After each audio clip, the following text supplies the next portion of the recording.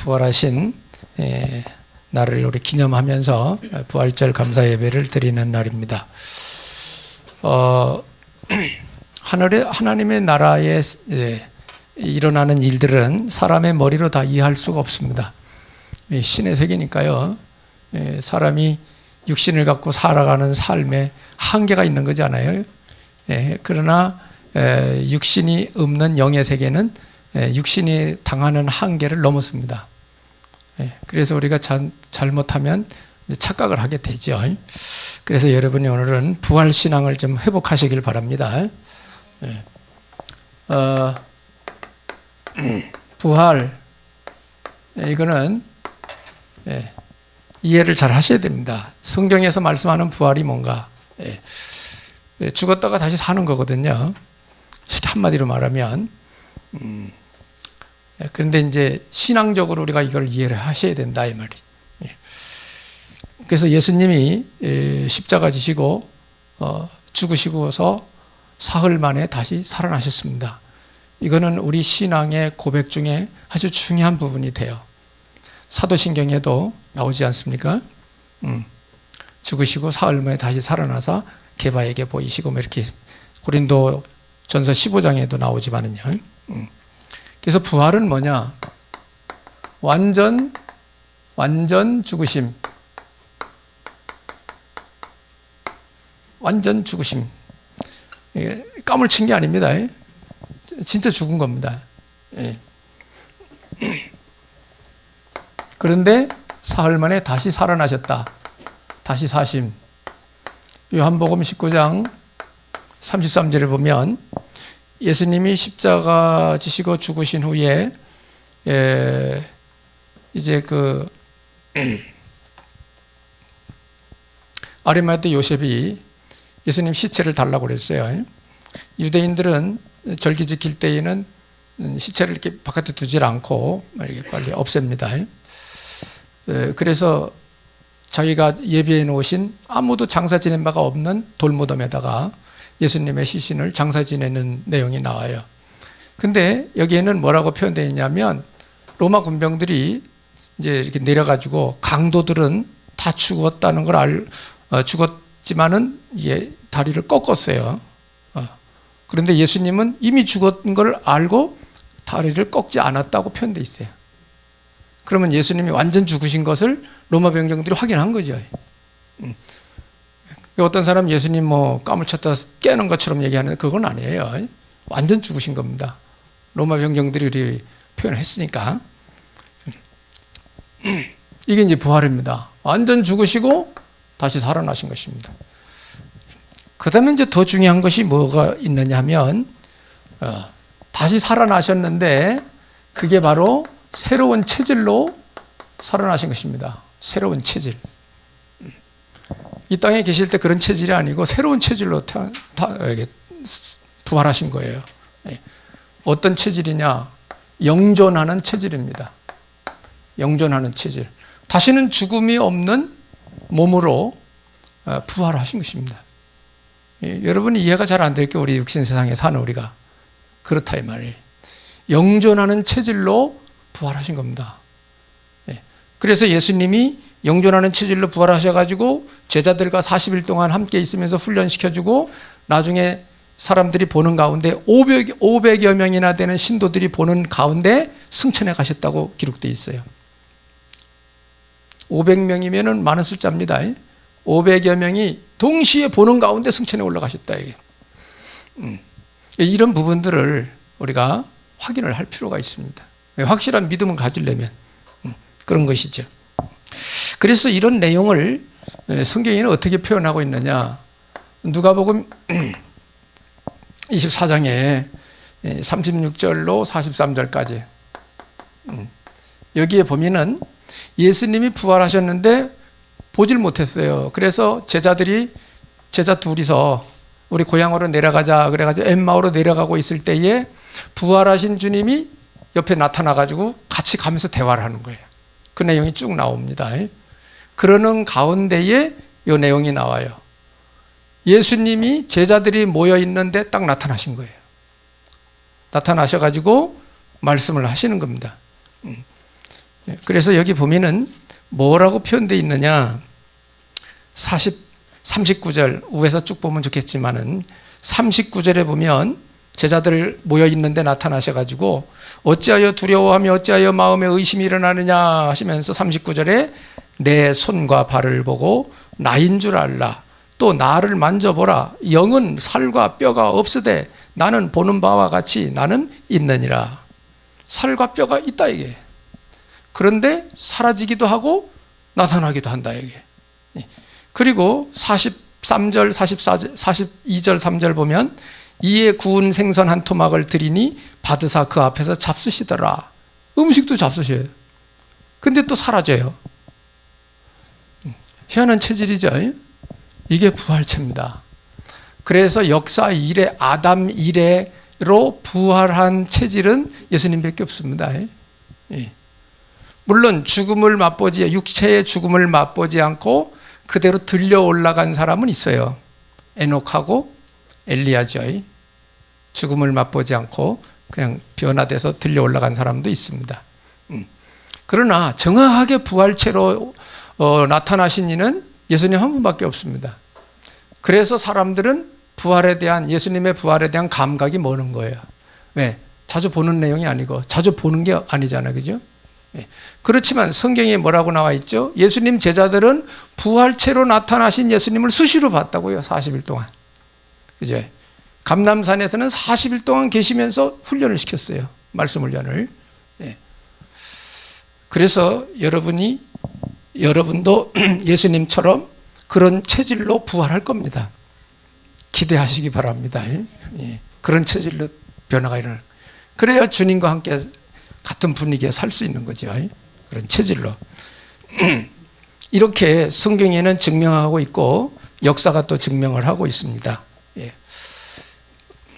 이렇게 된 부활체는 특징이 있는데 그게 뭐냐? 시공간 초월하여 시공간 초월하는 것입니다. 우리는 육신에 있어서 시공간을 초월 못하지만 예수님은 부활체로 나타나신 예수님은 시간과 공간을 초월합니다. 그래서 영의 세계는 날짜가 없습니다. 조금 전, 조금 후 그런 거지 몇 월 며칠 그런 거 없습니다. 물질 세계에서 시간이 있는 겁니다. 그래서 하나님의 시간표와 인간의 시간표를 원어로는 달리 씁니다. 크로노스와 뭐 이렇게 씁니다. 용어가 달리 있어요. 자, 그래서 예수님은 시공 초월 체질로 부활하신 것입니다. 시간과 공간을 초월하는 체질로.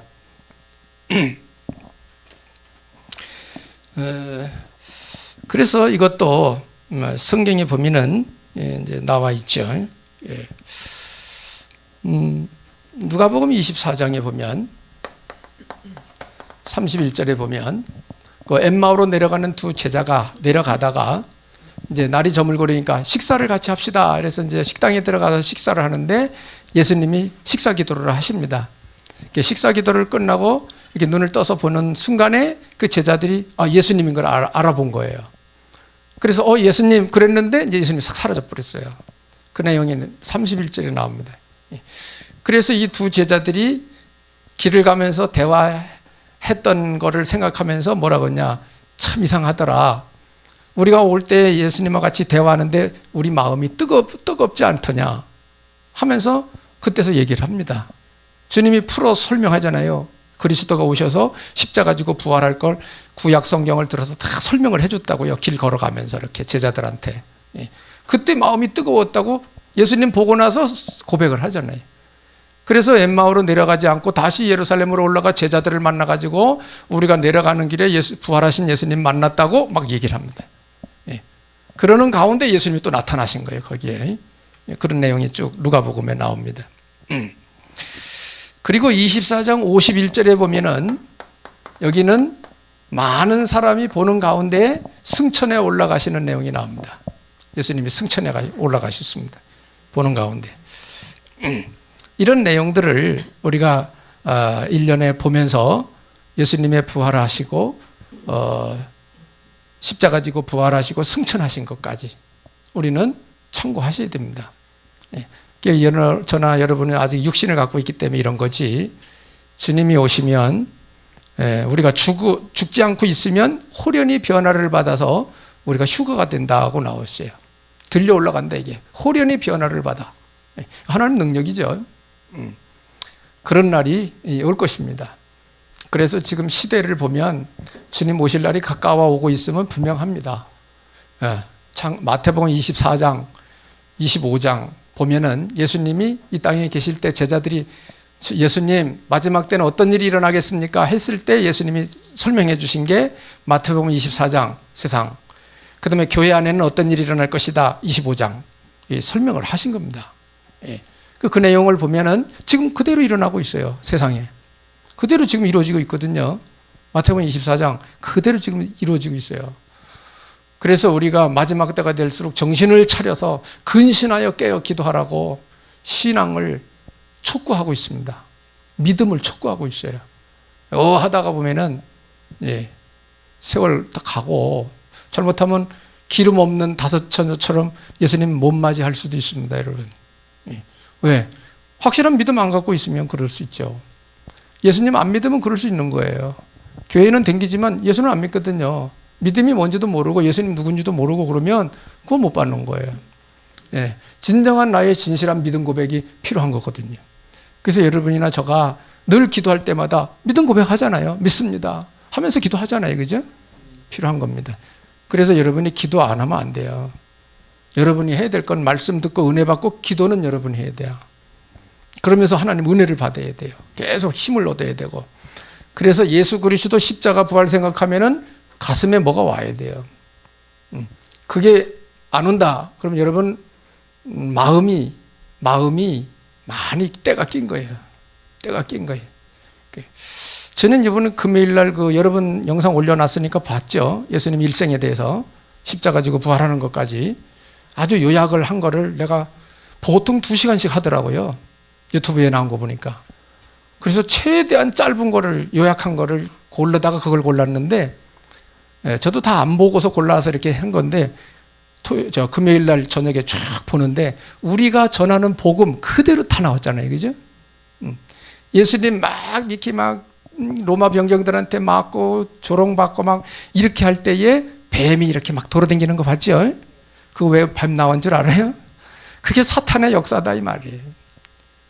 사탄이 바리새인들 로마 병정들을 통해서 메시아를 죽이려고 했다 이 말이에요. 그게 마귀 역사다 이 말이에요.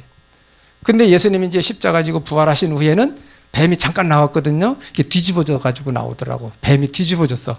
그건 뭐예요? 뱀이 죽었다는 거 아니에요, 그죠? 그건 심판을 말하는 거야. 마귀가 심판받았다는 뜻이에요. 그러니까 여러분이 복음 알고 영화도 봐야, 복음을 알고 찬송도 불러야 가사가 은혜가 돼요. 복음 모르고 찬송 부르면 무슨 뜻인지도 모르는데 그렇잖아요, 그죠? 중요한 겁니다. 왜? 은혜 받은 사람이 찬송 작사 작곡 했기 때문에 그렇습니다. 그래서 우리는 뭐예요? 부활체라는 게 이렇게 된다는 걸 아셔야 됩니다. 그래서 여기에 우리도 이 자리에 있을 거다 이 말이에요. 부활할 거라 이 말이에요. 여러분이 부활의 소망을 가지시라. 그래서 말씀을 드리는 것입니다. 그래서 이런 체질로 부활을 생각하면서 오늘 말씀은 부활하신 예수님이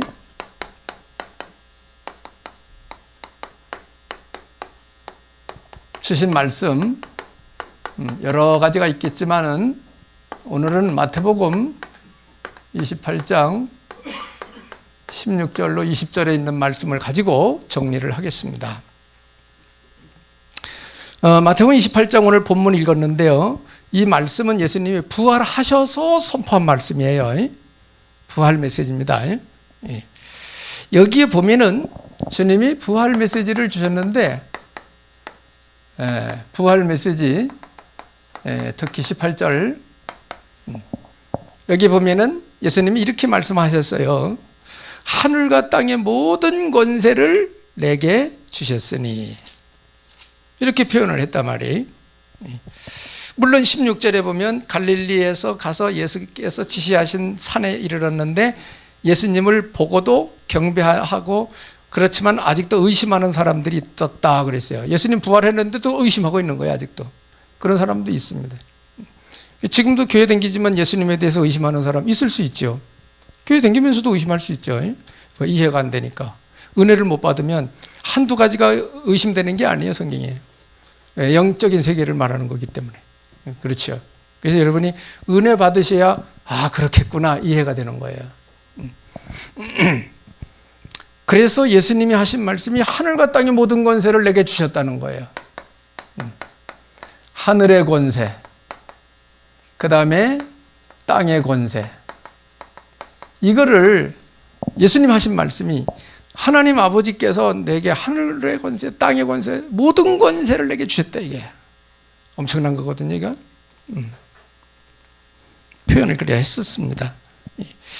그러면은 하늘의 권세는 뭐냐? 보호자의 능력을 말합니다. 하나님 능력이죠. 보호자의 권세. 땅의 권세는 뭐냐? 흑암을 꺾는 권세. 이 땅에서는 최고의 권세자가 마귀입니다. 이 땅에서는 최고 권세자가 마귀예요. 그래서 하늘의 권세 가지신 예수님이 오셔서 마귀 권세를 꺾은 거예요. 마귀 권세를. 이렇게 하시고는 믿는 자들에게, 예수님을 믿는 자들에게 이 권세를 주신 것입니다. 마가복음 16장 17절에, 물론 마가복음 3장 15절에도 있습니다. 믿는 자들에게 이런 표적이 따르리니 너희가 내 이름으로 귀신을 쫓아내며 그랬단 말이에요. 귀신을 쫓고 마귀를 결박할 권세를 믿는 자들에게, 예수 믿는 자들에게 주셨다 이게. 이게 보통 권세 아닙니다, 여러분. 그래서 우리 교회는 증인들이 있으니까 감사하죠. 시달려 봐야 돼. 귀신한테 시달려 봐야 영적 세계가 있구나 이렇게 확실하게 되지. 그래서 여러분이 영적 세계는 분명히 있는 겁니다. 하나님의 세계는 분명히 있는 거예요. 신의 세계 분명히 있는 겁니다. 근데 이게 틀리게 이제 개념을 틀리게 가지면 이제 문제가 되죠.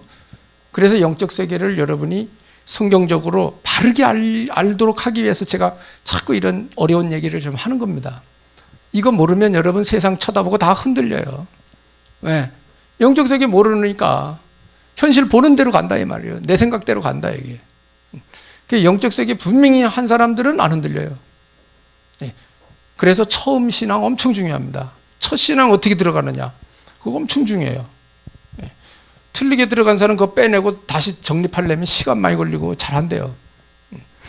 그래서 새신자들이 왔을 때 말씀 운동 누가 해주느냐, 어떻게 해주냐 엄청 중요한 겁니다. 처음 들어간 게 중요하니까. 예수님이 이렇게 말씀하셨다 이게. 그래서 올바른 신앙생활을 하면은 반드시 바른 신앙생활을 하는 사람에게는 뭐가 나타나느냐? 하나님의 능력이 나타납니다. 지금 시대 너무 어려워요. 공중권세 잡은 마귀가 최후 발악을 하는 시대가 되었어요. 그래서 여러분이 예수 믿어도 대충 믿어도 되는 게 아니야. 분명히 하늘과 땅의 권세 가지신 주님이 내게 주신 권세 누리고 살아야 됩니다. 말은 잘 안 하지만 여러분 속에서 영적 싸움 늘 하면서 살아야 되는 거예요. 들어오는 게 다 내 생각이 아니에요. 마귀가 주는 생각도 많습니다. 우리가 정말 이성을 갖고 분별을 해서 사는 사람들이 보통 세상 사람들인데 그 이성 가지고 분별하는 분별력이 기준이 없기 때문에 마귀한테 거의 속지요. 지식 많은 사람도 속아요. 왜? 영의 세계 모르잖아. 영적 세계는. 그러니까 변호사, 판사들이 어떻게 해요? 우리가 지금 우리나라 보고 있잖아요. 상식적인 건데도 불구하고 그렇게 판결을 내리잖아요. 그죠? 왜? 위협을 받으니까. 그렇잖아요. 뒤에서 위협하잖아요. 이렇게 판결해, 이렇게. 그러니까 판사들이 바른 판결을 못 내리는 거래. 자기 먹고 살아야 되잖아요. 구분 판결을 하는 거예요. 성경에 나오면 불의한 판사라, 불의한 판사. 세상에 있어요, 지금. 그죠? 그러니까 이런 눈을 그래서 영적인 세계 분명히 알아야 목숨 걸고 할 수 있는 거야. 영적 세계 모르면 목숨 안 걸어요. 먹고 살아야 되는데 뭐. 여러분은 바른 신앙생활 하셔서 하나님 주님이 주신 능력 행사하며 사시길 바랍니다. 영적 싸움 반드시 필요한 겁니다. 부활하신 주님은 두 번째로 뭐냐? 몇 가지 명령을 주셨어요. 부활하신 주님이 제자들에게 명령을 몇 가지 주셨습니다. 명령하신 것 19절 20절 상반절에 있죠. 뭘 말씀하셨느냐? 우리가 금방 봤듯이 19절에 그러므로 너희는 가서 모든 민족으로 제자를 삼아 그랬어요. 제자 삼으라는 거예요. 제자를 삼아라 이렇게 표현했습니다. 누구 제자 삼냐? 그리스도 제자 삼으라는 거예요. 내 제자 말고 예수 그리스도를 말할 수 있고 알려줄 수 있는 제자를 삼으라 이거예요. 예. 이제 교회에서 잘못하면 사람 제자 삼기가 쉬운데 그렇지 않습니다. 우리는 예수 그리스도를 제대로 알고 그리스도 제자가 돼서 혼자서 살아남고 혼자서 복음운동 할 수 있어야 돼요. 그런 제자를 세우려고 하는 거예요. 예. 전부 사람 생각, 분위기, 환경 따라 움직이는 거 말고 오직 예수 그리스도로 담난 복음 말할 수 있는 제자, 주님의 제자가 필요하다 이게 지금. 그걸 주님 말씀하신 겁니다. 제자를 삼아라. 왜? 그 제자를 세워야 그 다음 세대에 또 복음 운동하고 또 그 다음 세대에 또 복음 운동하고 이렇게 할 수 있지. 주님 오실 때까지. 그죠?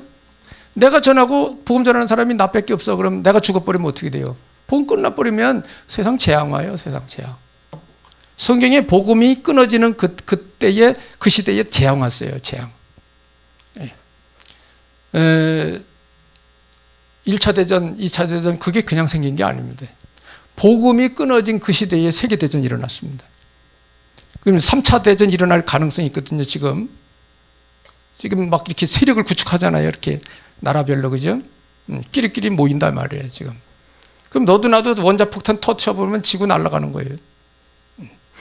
지금 세상에 보유된 원폭만 하더라도 지구 몇 번 터칠 수 있다는 거예요. 이 정신 나간 사람이 터치면 뭐 너도 나도 뭐 그럼 요절 나는 거죠. 세상. 제자 삼으라. 주님이 명령하셨습니다. 그리고 내가 너에게 분부한 모든 것을 가르쳐라 그랬어요. 가르쳐라. 네. 주님이 제자들에게 가르친 거, 내가 너희들 가르친 거 있지? 그거 가르쳐 이렇게. 그렇게 말씀하셨습니다. 그리고 그것을 뭐요? 지키게 해라. 가르치고 끝나지 말고 그걸 그대로 사는지 안 사는지를 확인하고 그렇게 살도록 가르쳐라. 지키게 해라 그랬어요. 그러면 보세요. 제자를 삼아. 제자죠. 가르쳐라. 교육이죠. 지키게 해라. 훈련해야 돼요. 훈련시켜야 돼요. 그래서 교회는 이 세 가지가 있어야 돼요. 훈련해가지고 뭐예요? 전도해야죠. 생명 살리는 일 해야지. 그러니까 훌륭한 병사는 고된 훈련을 겪은 사람입니다. 아주 어려운 훈련을 겪은 사람이 특별한 특수부대가 되는 거예요. 특수요원이 되는 거예요. 그것처럼 오늘날 교회에도 훈련이 필요합니다. 영적인 훈련. 그래서 영적 세계 제대로 알고 세상을 바르게 살려낼 수 있는 능력 있는 십자가 군병들이 세워져야 돼요. 지금 다 흐느적거리고 있어요.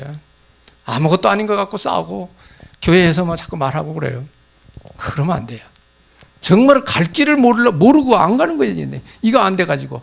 그래서 나는 이거 하려고 애를 쓰는 거예요. 지금 여러분. 하나님의 뜻을 전달하려고 하니까. 여러분 십자가 군병 되셔야 됩니다. 이건 누구를 위한 게 아니라 내가 사는 길이에요. 그렇잖아요. 그죠? 첫째 내가 사는 길이야. 내 후손들을 살리는 길이야 이게. 주님이 기뻐하시는 거고요. 그 이거 하고 끝나네요. 하나님이 상급 준다고 약속되어 있어요. 상급까지. 주님이 주신 명령입니다. 그래서 여기서 여러분이 기억할 것은 여기 있어요. 이 흐름을 잘 보세요. 예수님도 이렇게 하셨어요. 현장에서 전도합니다. 복음 얘기해 주는 거예요. 사는 길을 얘기해 주는 거예요. 갈급한 사람에게 문제 해결하는 답을 주는 것입니다. 전도입니다. 전도. 그럼 전도해가지고 예수 믿는다. 예수 영접시키면 그냥 내비두면 되죠? 안 되죠? 예수 믿겠습니다. 이런 사람은 예수 영접시키고 하나님 자녀가 되게 해놓고 가만 내버두면 안 돼요. 양육을 해야 됩니다. 양육. 집에서도 자녀 애 낳아가지고 그냥 내버두지 않죠. 다 기르잖아요. 돌봐주고. 양육해야 됩니다. 그럼 새신자는 양육받아야 됩니다. 그게 정상 코스예요. 양육을 해가지고 이 사람을 뭐로 삼냐? 제자로 삼는 것입니다. 제자. 하나님의 일을 할 수 있는 제자로 삼는 거예요. 이 코스를 놓치면 안 됩니다. 그러니까 하나님의 자녀가 된 성도 여러분들은 내가 이런 코스로 가야 되는구나. 내가 어디쯤 왔구나. 이런 거 아셔야 되잖아요. 어디까지 가야 되는구나. 이런 게 나와야 되잖아요. 그죠? 그래야 여러분 신앙생활이 지루하지 않습니다. 갈 길을 몰라. 그러면 방황이에요. 이제 교회 댕겨도 방황이에요. 생각과 마음이 방황이야. 그럼 평안이 없습니다.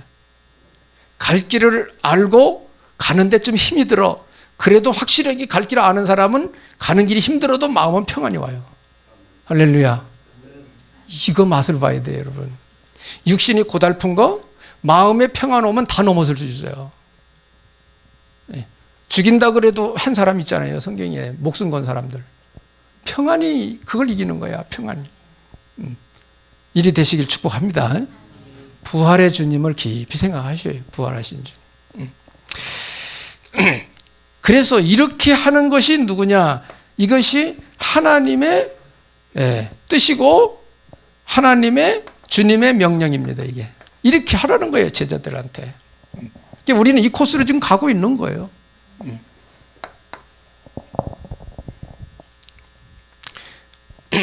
그래서 이렇게 주님이 명령하는 이 길을 이렇게 하고 있는 제자들에게 주신 약속이 있습니다. 제자들에게 주신 약속. 그것이 20절 하반절에 나오죠. 20절 하반절에. 여기에 보면은 볼지어다 내가 세상 끝날까지 너희와 항상 함께 있으리라 그랬어요. 이거 하는 사람들과 항상 함께 하신다는 거예요. 항상 함께 하겠다. 주님의 약속입니다. 그러면 여러분이 주님이 나와 함께 하시는 것을 언제 확인할 수 있느냐? 말씀 순종하여 움직일 때에 능력이 나타나가지고 응답이 온다 얘기예요. 그게 증거예요. 주님이 나와 함께 하신 증거예요. 그게. 내가 가서 사람 만나가지고 복음을 전했더니 이 사람이 받아들여. 그래서 영접시키고 답 주고 영접시키고 기도를 해줬는데 그 사람이 문제가 해결되고 병이 나버렸어요. 능력이 나타난 거죠. 이게 주님이 나와 함께 하신 증거예요. 나를 쓰신 거죠. 나와 함께 하셔서. 그죠? 역사가 드러난 거잖아. 그러면 여러분은 신앙생활 재미있는 거예요. 고달퍼도, 몸은 고달퍼도 기쁜 거예요. 보람이 있는 거예요. 막 좋은 거예요. 막 응답 받으시기 바랍니다. 정말 하나님 살아계셔서 지금 주님 부활하셔서 살아계신 겁니다. 지금 성령으로 여러분 속에 들어가 계신 거예요. 영접하실 때 그분이 나를 통해 일하시도록 우리가 인도를 받는 게 바로 요 코스 가는 거예요. 코스로 가는 거예요. 현장 전도 캠프 주님 심부름 가는 겁니다. 여러분 능력 가지고 되는 게 아니고 주님 심부름 가는데 역사는 주님이 하십니다. 이거 좀 갖다 줘라. 그러면 갖다 주는 거예요. 역사는 주님이 하시는 거예요. 우리가 사람이 무슨 말을 해가지고 사람 마음을 변화시키겠어요. 우리 말 가지고는 안 된단 말이에요. 사람 변화시킨다는 게 그게 되는 일이 아니거든요. 근데 주께서 역사를 하시면 그 사람 생각과 마음의 변화 일어나는 거야. 바뀌어지는 겁니다. 여러분도 많은 변화가 일어나서 지금 이 자리에 앉아 계신 거 아니에요? 변화 안 일어났으면 여기 올 리가 없지. 그냥 세상 열심히 오늘같이 좋은 날 잠 실컷 자고 산에 나가고 그러자. 자, 주님의 약속. 내가 이렇게 너희들 하면 내가 항상 너희와 함께 있겠다. 이렇게 약속하셨습니다. 그래서 우리는 평생 신앙생활하면서 세 가지 함께의 비밀 요거를 누리고 살아야 됩니다. 첫째가 뭐냐? with. 그 다음에 임마누엘. 그 다음에 oneness. 이 세 가지 함께의 비밀을 누리고 살아야 됩니다. 저거 다 함께라는 의미로 해석을 하거든요. 그래서 위드는 뭐냐? 주님이 성령으로 내 안에 함께 하신다는 거고, 임마누엘은 뭐냐? 하나님이 우리와 함께 하신다는 거고, 우리 교회에 함께 하시는 거고. 예, 이건 단체적이죠. 교회와 함께 하시는 거고. 원네스는 뭐죠? 하나님 뜻으로 마음을 같이 한 함께입니다. 교회가 이렇게 돼야 됩니다. 교회가 각심소위가 되면 안 돼. 근데 교회가 각심소위가 많죠. 교회들이. 그래서 싸우는 거예요. 교회가. 예수 그리스도로 하나가 딱 돼버리면 싸울 리가 없지. 그죠? 전도로다가 하나가 딱 돼버리면 역사 일어나죠. 교회가.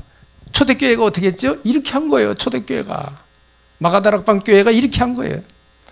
그러니까 그 성도들을 통해서 많은 역사 일어나잖아요. 성령 충만 받아가지고 증거들이 일어나고 성령의 역사하고 인도하고 막 구원 역사, 치유 역사 막 일어나고 그러잖아요. 그죠? 우리 교회도 그렇게 돼야 될 줄로 믿습니다. 지금 그리 되고 있습니다. 그래서 우리는 새신자가 딱 들어오면 우리 스타일로 샥 가도록 빨리 안내해야 돼. 그 사람이 가져온 스타일로 하게 내비두면 안 돼요. 왜? 안 되는 스타일을 가지고 들어오기 때문에. 우리는 성령 인도받는 스타일로 바꿔내야 돼요. 그래야 그 사람도 응답받고 우리도 같이 은혜 받고 그리 갈 수 있다 이 말이에요. 지금 교회가 하나 되지 않거든요. 다 손님같이 영화관에 가서 영화 보듯이 앉아가지고 예배드리고 있는 사람들이 꽤 있거든요. 역사 일어날 리가 없지. 가서 그냥 위로받고 그냥 화화거리고 뭐 슬픈 얘기 있으면 눈물 흘리고 재미난 거 얘기하면 또 웃고 뭐 그게 은혜라고 생각을 해요. 자기가 하나님 앞에 갈 길은 안 가는 거예요. 갈 길은 안 가는 거예요. 그러니까 응답 못 받으니까 지루하지요. 이거 된 게도 소용없네. 그리고 이제 교회 그만두는 사람도 꽤 있잖아요, 지금. 또 문제 한번 일어나 봐요. 이거 뜨거워라고 다 도망가 버리죠. 그런 사람 데리고 세계복음화를 어떻게 하냐 말이에요. 얻어맞아도 같이 모여서 막 복음운동하고 이런 사람들이 모여야지 교회가 교회답지, 그죠? 아멘. 이래 하시길 바랍니다. 꼭 그래 하셔야 돼요. 세월은 빨리 지나갑니다, 지금. 그래서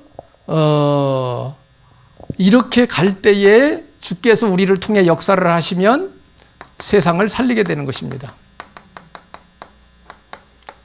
대표적으로 구약시대 요셉. 요셉은 일생에 대해서 너무 많이 들으셨으니까 금방 이해하겠죠. 하나님이 주신 어린 나이에 언약의 꿈을 딱 잡았다 이게. 그런데 형들이 미워하고 죽이려고 그랬다. 팔림을 받아가지고 애굽의 보디발 집에 노예로 팔려갔다. 노예살이 하고 있는데 그 부인이 어느 날 또 그냥 겁탈을 하려고 그래가지고 그거 하나님 앞에 죄 안 지려고 도망갔더니 이게 누명을 씌워가지고 감옥에 또 보냈다 이게. 요셉은 그렇지만 언약의 꿈을 놓치지 않았다 이게. 드디어 하나님이 때가 되니까 총리를 세워서 애굽을 살리고 집안 모든 민족을 자기 민족 살리고 애굽을 살리고 이웃 나라들 다 살리잖아요. 곡식 정책 써가지고 세계복음화입니다. 여러분이 언약 잡았다고 당장 문제 하나도 없는 거 아닙니다. 언약 딱 잡은 사람 훈련시켜요, 하나님. 왜? 쓰시려고. 그래서 믿음 생활하면서 아무 어려운 게 없었다. 좋은 거 아니에요. 약간 시험도 겪어보고 핍박도 받아보고 한 번쯤 얻어맞아 보기도 하고 그러면서도 언약 잡고 믿음 지키는 사람, 그 사람을 하나님 나중에 쓰신다고요. 7 렘넌트, 우리가 말하는 7 렘넌트 잘 보세요. 하나도 살아가면서 그 평생 살아가면서 어려운 일 하나도 안 겪고 고이고이 쓰임받은 사람 거의 없어요. 이삭 한 사람 외에는 다 어려움 속에 다 복음운동한 사람들이에요. 그래서 주님이 주신 약속 딱 붙드시기 바랍니다. 이거 할 때에 약속하신 거예요. 결론. 그래서 우리는 마음에 담을 메시지, 여러분 마음에 담으셔야 됩니다. 담을 메시지. 이 시대에 우리가 어떻게 인도받아 가야 되겠느냐? 제자의 바람을 일으키자. 먼저 믿은 여러분들이 제자의 바람을 일으키셔야 됩니다. 자, 우리 제자 됩시다. 그리스도 제자로 삽시다. 그리스도 제자가 됩시다. 바람 일으켜야 돼요. 그 다음에 여러분이 늘 성령 인도 받고 은혜 충만하기 위해서 기도의 바람을 일으키셔야 됩니다. 시대가 갈수록 기도를 안 하는 시대가 돼가지고 우리는 기도의 바람을 일으키셔야 됩니다.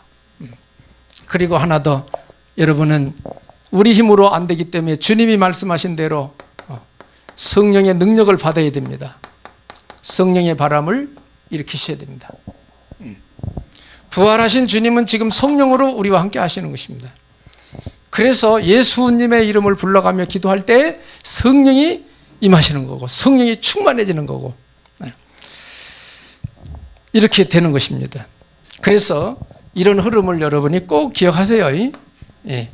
불신자, 예수 안 믿는 사람이죠. 불신자를 만났을 때 그 사람들이 갈급하고 어렵고 힘들고 문제가 있어서 힘들어할 때 그 사람 만나가지고 우리가 복음을 줘가지고 예수 믿게 합니다. 영접, 예수 영접시킵니다. 그 다음에 양육합니다. 길러서 영적 세계 알도록 가르쳐줘야 됩니다. 양육. 그래서 제자로 삼습니다. 제자. 그러니까 제자를 삼는 이유는 뭘까요? 이 사람이 나처럼 또 뭐요? 다른 사람을 전도할 수 있도록 이렇게 세우는 겁니다. 다른 사람을 또 살릴 수 있도록 이렇게 세우는 겁니다. 그러면은 여기서 하나님께서 영광을 받으십니다. 하나님이 영광을 받으신다 이게. 그리고 우리는 뭐예요? 하나님이 하늘에 우리를 위해서 상급을 예비해 놓고 있다 이게. 상급을. 이런 흐름을 여러분이 아시고 신앙생활 하셔야 됩니다. 그러면 여러분을 제자로 하나님이 쓰실 겁니다. 그래서 부활하신 주님이 지금 우리 속에 성령으로 함께 계심을 믿고 부활신앙으로 영혼 살리는 일에 방향 맞추시고 남은 여생을 성령 인도받는 가운데 능력 있게 살아가시기를 예수님 이름으로 축복합니다.